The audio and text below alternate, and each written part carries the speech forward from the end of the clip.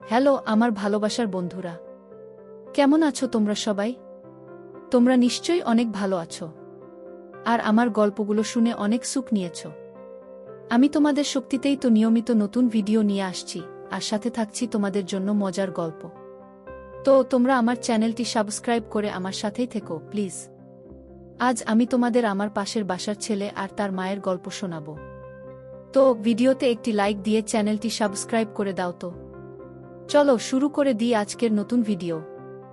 আমাদের পাশের বাসার ছেলে পিকু এইবার এইচএসসি পরীক্ষা দিয়ে কলেজে ভর্তি হয়েছে।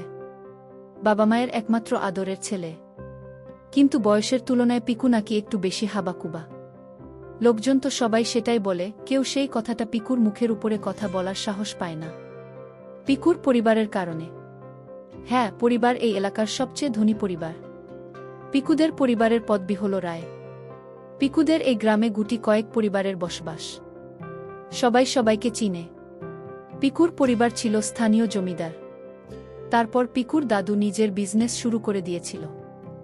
দাদু এই পৃথিবী ছেড়ে চলে যাওয়ার পর পিকুর বাবাই এখন বিজনেস সামলায়। বিজনেসটাও এখন অনেক বড় হয়েছে। গ্রামে পিকুদের বড় একটা বাড়ি রয়েছে, রায় ভিলা। পিকুদের বাড়ির সদস্য মোট ৩ জন, পিকু আর তার বাবা আর তার মা। তাছাড়া বাড়িতে একটা ৫৫ বছরের কাজের লোক আছে যার নাম শ্যামু। পিকু তাকে কাকা বলে ডাকে। আর গেটের দারোজান কুমার কাকা, বয়স ৫০ বছর। আর কিছুদিন হলো পিকুর পিসির ছেলে রিশু এসেছে। ও এখন থেকে এখানেই থাকবে। ওর বাবা মা আমেরিকায় সেটেল হয়েছে, কিন্তু রিশু নাকি দেশে থাকতে ভালো মনে করে। এলাকায় সবাই পিকুদের খুব বেশি ইম্পর্টেন্স দেয় না। ধনী হওয়ার কারণে না, কারণটা পিকুর গরম মম অঞ্জলি রায়, তার মা। মায়ের বয়স ৩৮ বছর, হালকা শরীর, সবকিছু একদম ঠিকঠাক। এই গ্রামের সবাই পিকুদের মমকে তাদের কাছে পেতে চায়। পিকুর মাকে ভেবে নিজেদের শান্ত করে তারা, কারণ জানে যে এরকম ধনী ঘরে সতী সাবিত্রী, গরম হাউসওয়াইফটাকে শুধু কল্পনাই করা যায়। পিকু ছোট থেকেই দেখে আসছে তার মম সবার সাথে মিশুক, সেটা বাড়ির কাজের লোক থেকে শুরু করে বাইরের দোকানদার সবার সাথে অনেক ভালো মিশুক। পিকুর মাকে সবাই বৌদি বলে ডাকে। পিকুর বাবা বেশিরভাগ সময় দেশের বাইরে থাকে। পিকুর মা তার বাবাকে অনেক কমই কাছে পায়। তারপরও পিকুর মা এটা নিয়ে কোনো দোষ দেয় না। তার বাবাকে তারা দুইজনকে অনেক বেশি ভালোবাসে। পিকুর বাবা বিজি থাকার কারণে তার মা নিজেই বাজার করে, বাইরের টুকিটাকি সব কাজ পিকুর মা করে। পোশাকের দিক থেকেও পিকুর মা অনেক গরম। মা বাড়িতে গরম পোশাক পরে, গরম পোশাক পরে থাকে, আর বাইরে গেলে সবসময় শাড়ি পরে, ম্যাচিং পোশাক পরে। ওই সময় অনেকেই পিকুর মাকে দেখে অবস্থা খারাপ হয়ে যায়। পিকুর মা অনেক মডার্ন, সবসময় গরম হয়ে চলাফেরা করে। পিকুর মায়ের দিকে কেউ ওই চোখে তাকালে তার মা সেটা নরমালি নিয়ে নেয়। এজন্য সবাই পিকুর মায়ের সাথে একটু বেশি প্রাঙ্ক হয়ে পড়ে। পিকুর মা এত ধনী হওয়ার সত্ত্বেও বিন্দুমাত্র কোনো অহংকার নেই। পিকুর মা সবার সাথে অনেক ভালো সুন্দরভাবে মিশে যায়। এইবার আসি মূল ঘটনায় আসি, এখান থেকে মূল কাহিনী শুরু হয়েছে। ছোট থেকেই পিকু ঘর কোনো ছিল, সবসময় তার মায়ের সাথেই থাকত। পিকু ছোট থেকেই দেখে আসছে তার বাবা সবসময় কাজে ব্যস্ত থাকে, পরিবারকে ভালোভাবে সময় দিতে পারে না। তারপরও তার মায়ের কোনো অভিযোগ নেই। পিকুর মা বাবাকে অনেক ভালোবাসে। পিকুর মা সবসময় বাড়িতে থাকে, যখন কোনো জিনিসের প্রয়োজন হয় তখন পিকুর সাথে পিকুকে নিয়েই বাইরে বের হয়। তাই পিকু যখন তার মায়ের সাথে বাইরে বের হয় তখন তাকে অনেক কিছু শিখতে হয়। পিকুর মা যখন বাইরে বের হয় গরম পোশাক পরে বের হয়। অবশ্য পিকুর মা গরম পোশাক পরে কোনো পার্টি বা কোনো প্রোগ্রামে, আর বাড়িতে সবসময় নরমালি পোশাক পরে, এবং এগুলো পরেই মার্কেটে বের হয়। কারণ আগেই বলেছি পিকুর মা এইসব নিয়ে ভাবে না যে কেমন চোখে দিল। পিকুর মা সবসময় নিজের মতো চলাফেরা করতে ভালোবাসে এবং সে সবার সাথে অনেক ভালো হাসি খুশিভাবে কথাবার্তা বলে।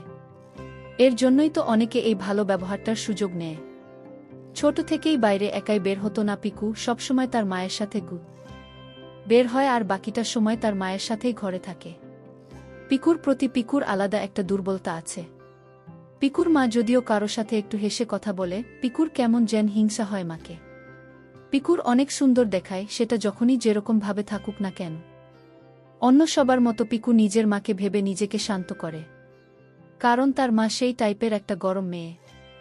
যখন পিকুর বয়স ১২ বছর, প্রথম তার মাকে ভেবে ভেবে নিজেকে শান্ত করা শুরু করেছিল পিকু। পিকু তখন এমন একটা জিনিস উপভোগ করেছিল যার কারণে পিকু তার মাকে ভেবে নিজেকে শান্ত করেছে। আমাদের গ্রামে একটা ডাক ছিল আমজাদ হোসেন। গ্রামে তার চরিত্র সম্পর্কে অনেক শুনেছিলাম। তার চেম্বারে যেসব মেয়ে রোগী আসত তাদের সবাইকে দিয়ে সে নিজের ইচ্ছা পূরণ করত।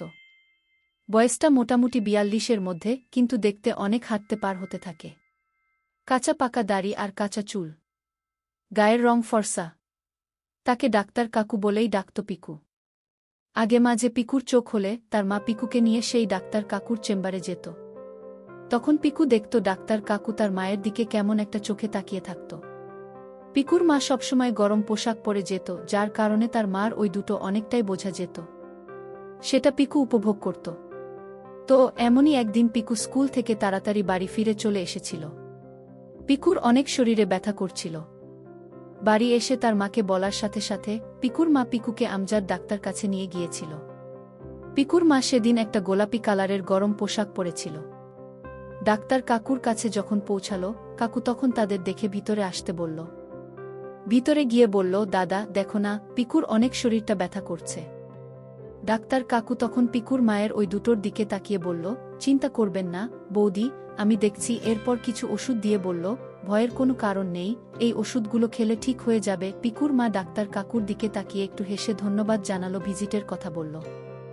ডাক্তার কাকু বলল, কি যে বলেন বৌদি, আপনি আজ নিজে এসেছেন, এটাই আমার জন্য অনেক কিছু।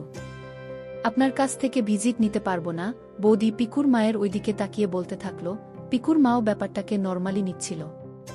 আগেই বলেছিলাম, কেউ পিকুর মায়ের দিকগু ওইভাবে তাকালে সেটা তার সে কেয়ার করে না। সবার সাথে পিকুর মা অনেক ফ্রিভাবে চলাফেরা করে। তখন পিকুর মা বলে উঠল, তা কি করে হয় বলুন তো? ভিজিট নিতেই হবে। ডাক্তার কাকু তখনও পিকুর মায়ের দিকে তাকিয়ে বলল, আচ্ছা বৌদি, এতই যখন বলছেন তাহলে তো নিতেই হবে, কিন্তু টাকা নেব না।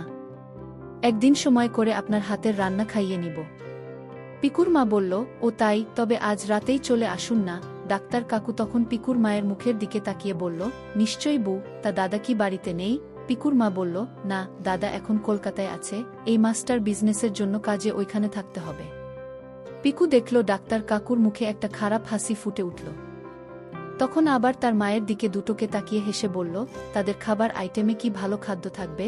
এটা বলেই তার মায়ের ওই দুটির দিকে তাকিয়ে কেমন একটা হাসি দিল। পিকুর মা এইবার একটু লজ্জা পেয়ে একটু হেসে মুখটা নিচে নামিয়ে নিল। পিকু ভেবেছিল তার মা হয়তো একটু রাগ করবে, কিন্তু পিকুকে অবাক করে দিয়েই তার মা উঠে দাঁড়িয়ে বলল, একবার এসে ভিজিটটা নিয়ে নিন, তারপর দেখুন এখন বাড়িতে খাবার কি কি আইটেম আছে। এই বলে পিকুর মা পিকুকে নিয়ে বাড়িতে চলে আসলো।